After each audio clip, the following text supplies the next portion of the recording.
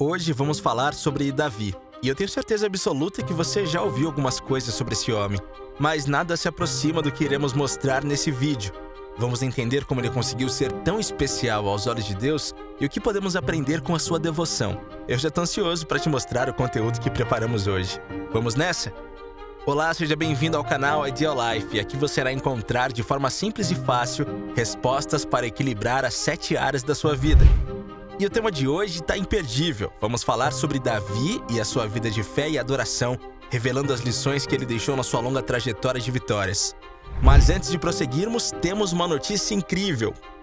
É perfeito para começar a trilhar um caminho mais equilibrado. Clique agora no link da descrição e conheça nosso exclusivo serviço de aconselhamento cristão. Ao fazer isso, você ganha acesso à Igreja Escola Caminho Ideal e a tudo o que ela oferece. Aqui você receberá todo o suporte para cuidar de aspectos da sua vida que podem estar sendo deixados de lado. Não espere mais. Clique no link e marque seu encontro conosco. Venha ser parte da nossa comunidade na Igreja Escola Caminho Ideal, onde cada passo é uma chance de evoluir e aprender. E então, preparados para o vídeo? Vamos lá! Para contar a história de Davi, vamos começar bem do início da sua história, quando ele era um simples pastor de ovelhas e foi escolhido por Deus entre tantos outros. Davi era o caçula de sua família e, sinceramente, ninguém esperava muito dele. Mas Deus vê além das aparências. Em 1 Samuel 16:7, Deus disse a Samuel: "O Senhor não vê como o homem vê a aparência, mas o Senhor vê o coração." Esse é o ponto principal dessa história, se não o maior. Deus escolhe pelo coração, não pelas habilidades ou pela aparência. Davi podia não ter muito, mas ele não fingia ser algo que ele não era. E Deus reconhece as pessoas pelo que elas são. Você com certeza já deve ter ouvido falar sobre a sua batalha contra Golias. Imagina o tamanho do desafio. Um gigante desafiando o exército de Israel e ninguém tinha coragem de enfrentá-lo. Aí aparece Davi, com a sua funda e algumas pedras. Ele não tinha medo porque confiava em Deus. Continuando em 1 Samuel, Davi disse a Golias: "Você vem contra mim com espada, com lança e com escudo, mas eu vou contra você em nome do Senhor dos Exércitos." E só isso basta. Você não precisa dos maiores recursos e das riquezas mais ilimitadas, porque quem está com Deus possui o maior dos escudos e a mais afiada lança. No caso do Davi, uma pedra, que fez o gigante cair. Isso mostra que a confiança em Deus pode te ajudar a superar obstáculos gigantescos, não importa quão impossível pareça. Deus está pronto para transformar as maiores provações em escadas para que você alcance o seu verdadeiro potencial. No caso de Davi, foi se tornar um rei, mas quem sabe, além de Deus, o destino traçado para sua vida. Uma coisa eu garanto, não existe desperdício e falta de propósito nesse caminho. Mas a vida de Davi não foi só de vitórias e glória, e ele teve que merecer o trono. É o que veremos mais a seguir. Primeiro é preciso entender a relação de Davi com o rei Saul. Saul começou a invejar Davi por causa das suas vitórias e popularidade. Davi teve que fugir, viver como foragido, mas nunca perdeu sua fé. Sobretudo nos momentos mais difíceis, pelo contrário. Foram esses momentos que sempre encontrou forças para aumentar ainda mais a fé que possuía. Em várias ocasiões ele teve a chance de matar Saul, mas não o fez. Por quê? Porque ele respeitava a autoridade de Deus. Em 1 Samuel 24:6, Davi diz: "O Senhor me livre de fazer tal coisa ao meu Senhor, de erguer a mão contra ele, afinal, ele é ungido do Senhor." Essa atitude de respeito e integridade é algo que podemos levar para nossas vidas mesmo quando tudo conspira contra. Por maior que tenha sido Davi, ele também cometeu erros. Davi desejou Batseba, que era casada com Urias. Além de cometer adultério, Davi tramou a morte do seu marido. Não foi uma atitude muito louvável, não é?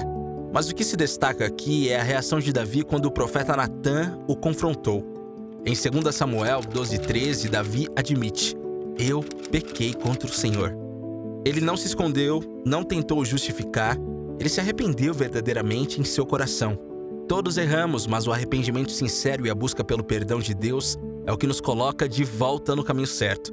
Davi não é um exemplo de perfeição, mas é justamente nas imperfeições que Deus age, erguendo pessoas que antes estavam caídas, restaurando a vida onde só existia dor e sofrimento. Pecar é errar, mas se arrepender é um acerto. Mas Davi não foi definido pelos seus erros. Na sua longa trajetória, ele deixou um legado riquíssimo. Com diversos talentos, deixou um dos livros mais lidos pela humanidade. E com certeza você conhece algum trecho dele. Sim, além de um guerreiro destemido e rei, Davi era músico e poeta. Muitos dos salmos que lemos na Bíblia foram escritos por ele. Esses textos revelam um homem profundamente conectado com Deus, expressando suas alegrias, medos, dúvidas e esperanças. Um dos salmos mais conhecidos, o Salmo 23, começa assim: "O Senhor é o meu pastor, nada me faltará." Esse salmo tem confortado pessoas ao longo dos séculos, mostrando a confiança de Davi em Deus como seu protetor e guia.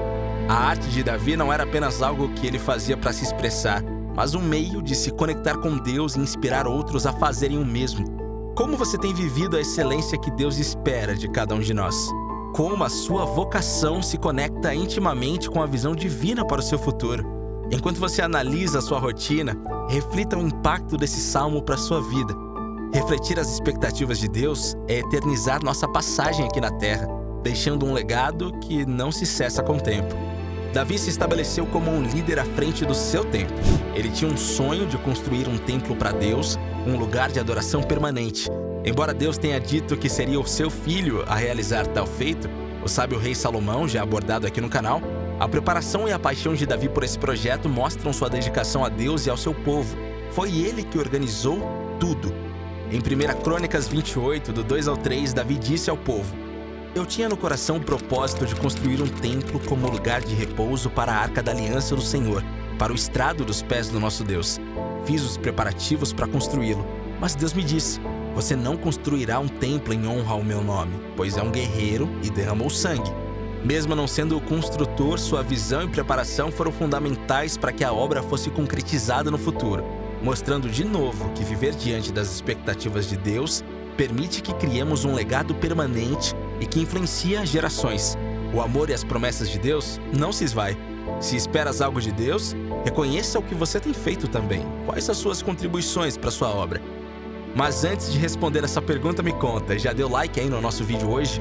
Bom, faça isso agora. Mostre que está aqui com a gente, só falta você aqui. E não para por aí não, se inscreva e ative as notificações para não perder nada. Lembre-se, temos conteúdo fresquinho todos os dias. Agora, de volta ao vídeo. Vamos falar das amizades de Davi, especialmente com Jonatas. Jonatas era filho de Saul, o rei invejoso que tentou tirar sua vida diversas vezes, e mesmo assim, ele e Davi tinham uma amizade forte. A lealdade entre eles era notável. Em 1 Samuel 18:1 está escrito o seguinte: "Depois de Davi ter falado com Saul, Jonatas tornou-se um só em espírito com Davi e o amou como a si mesmo." Essa amizade é um exemplo de como devemos valorizar e cultivar nossas relações, buscando sempre o bem do outro, sobretudo quando entendemos a importância dessas pessoas na nossa própria jornada. Deus colocará aliados que não exigirão nada em troca além da sua amizade. É importante que saibamos cultivar as relações que são fundamentadas nos valores cristãos. E quando falamos das relações, não podemos esquecer da família. Davi também teve seus desafios nesse aspecto. Seus filhos causaram muitos problemas, incluindo a rebelião de Absalão, que queria tomar o trono do pai, e isso levou a uma guerra civil. Mesmo assim, Davi nunca deixou de amar seu filho. Em 2 Samuel 18:33, após a morte de Absalão, Davi lamenta profundamente: "Meu filho Absalão, meu filho Absalão, quem me dera eu tivesse morrido em seu lugar. Absalão, meu filho, meu filho." Esse lamento mostra que, apesar dos erros e conflitos, o amor é algo poderoso e insubstituível. A história de Davi também é marcada por momentos de profunda espiritualidade e adoração. Quando trouxe a Arca da Aliança de volta a Jerusalém, ele dançou diante do Senhor com toda a sua força. Em 2 Samuel 6:14, podemos encontrar um trecho esclarecedor sobre esse momento. Davi, vestindo um manto sacerdotal de linho, foi dançando com todas as suas forças perante o Senhor. Essa expressão de alegria e devoção nos ensina a importância de louvar a Deus com todo o nosso ser, sem nos preocupar com o que os outros vão pensar, e não custa nada lembrar de Romanos 8:31. Se Deus é por nós, quem será contra nós? Falando na relação de adoração de Davi com Deus, podemos dizer que isso atravessa toda a sua vida. Mesmo com todos os altos e baixos, ele sempre buscou a presença de Deus e se esforçou para fazer a sua vontade. Em Atos 13:22, o discípulo Paulo lembra o que Deus disse sobre Davi: "Encontrei Davi, filho de Jessé, homem segundo o meu coração. Ele fará tudo o que for da minha vontade." Isso nos mostra que, apesar de nossos erros e falhas, podemos melhorar como pessoa se buscarmos Deus, vivendo de acordo com a sua vontade e nos arrependendo quando erramos. Isso não significa errar todos os dias certos da benevolência de Deus. Ele é justo e sua lei é como nenhuma outra. Nada se iguala à sua justiça. O arrependimento diante dele não é feito a partir de palavras, mas de intenções e do que o nosso coração disser sobre nossas ações. Se você está inspirado com a história de Davi, um homem que trabalhou incansavelmente para reconstruir o seu povo e fortalecer a obra de Deus, eu sugiro que você reflita qual é o trono que você está herdando. Isso mesmo que você ouviu. Qual é o seu propósito e qual a sua maior herança? Aquilo que você deixará como parte do seu legado na terra. Talvez você não esteja pensando nisso, mas a verdade é que Deus está te convocando para essa missão. Você só precisa aceitar o convite. Aproveitando a oportunidade, eu gostaria de fazer um convite também.